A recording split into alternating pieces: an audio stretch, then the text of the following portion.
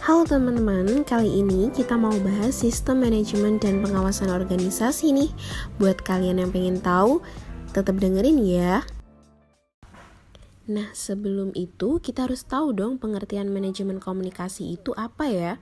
Manajemen komunikasi adalah suatu perencanaan yang sistematis, penerapan, pemantauan, serta revisi dari seluruh saluran komunikasi dalam suatu perusahaan atau organisasi dan juga antar organisasi yang mencakup organisasi serta penyebaran instruksi pada komunikasi baru yang tersambung dengan jaringan dan organisasi atau suatu teknologi komunikasi. Oke, setelah tahu pengertiannya, kita lanjut ke 4 sistem manajemen. Linkert merancang 4 sistem kepemimpinan dalam manajemen.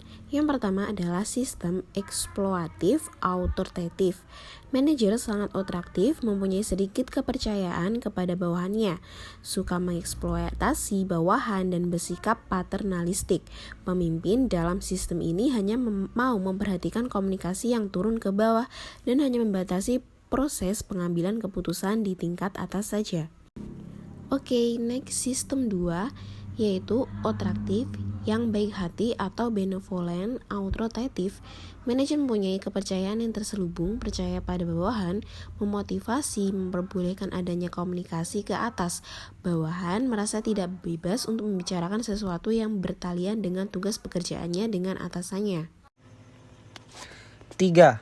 Manajer konsulatif. Manajer mempunyai sedikit kepercayaan pada bawahannya. Biasanya kalau ia membutuhkan informasi, ide atau pendapat bawahannya. Bawahan di sini merasa sedikit bebas untuk membicarakan sesuatu yang berkaitan dengan tugas pekerjaan bersama atasannya. 4. Sistem 4.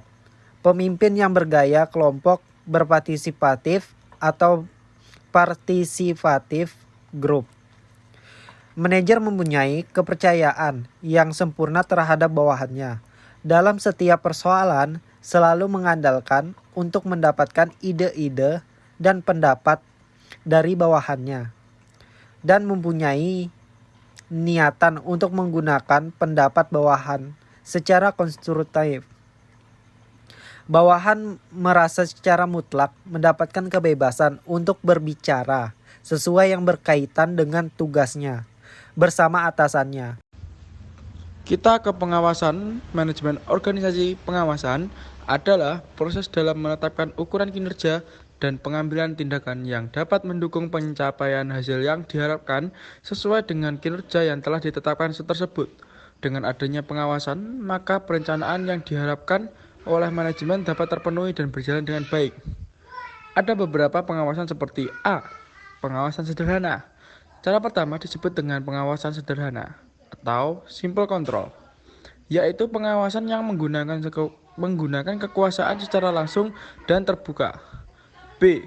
Pengawasan teknis. Pengawasan teknis atau technical control, yaitu pengawasan yang menggunakan peralatan atau teknologi. Misalnya, jika perusahaan memberikan fasilitas telepon genggam atau handphone untuk kepentingan pekerjaan, maka para karyawan itu sebenarnya sudah dikontrol atau diawasi secara teknis.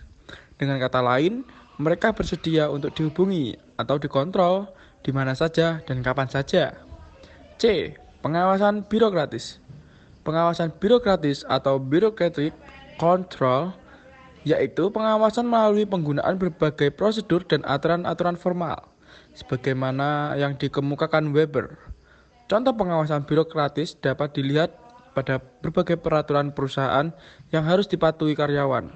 Selain itu, memo, laporan, keputusan rapat, dan tinjauan kinerja juga merupakan bentuk-bentuk pengaturan yang harus dipatuhi.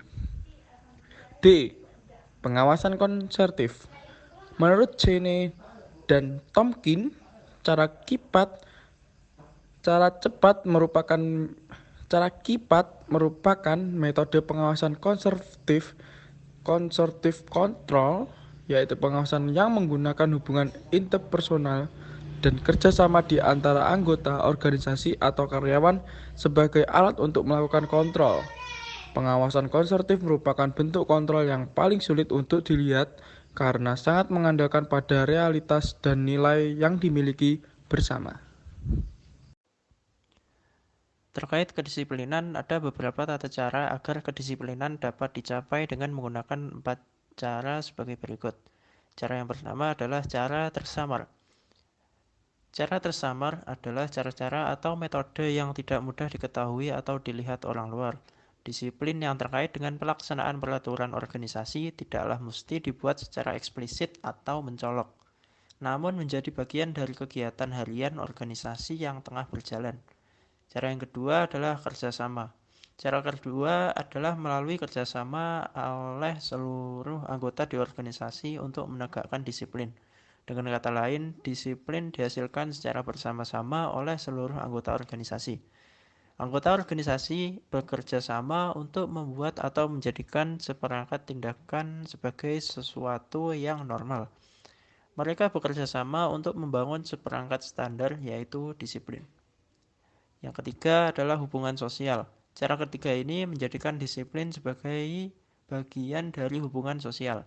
Apa yang dikatakan atau apa yang dilakukan sejumlah orang satu sama lain dikontrol atau diatur oleh kebiasaan atau tindakan normal atau tindakan yang dinormalkan, sebagaimana yang berlaku dalam hubungan sosial pada umumnya.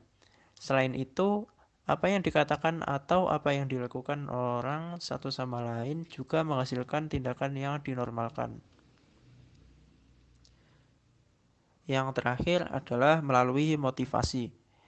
Instrumen pengawasan paling efektif adalah berdasarkan nilai-nilai yang dapat memberikan motivasi pada anggota organisasi, yaitu sesuatu atau hal-hal yang paling mendasar yang mendorong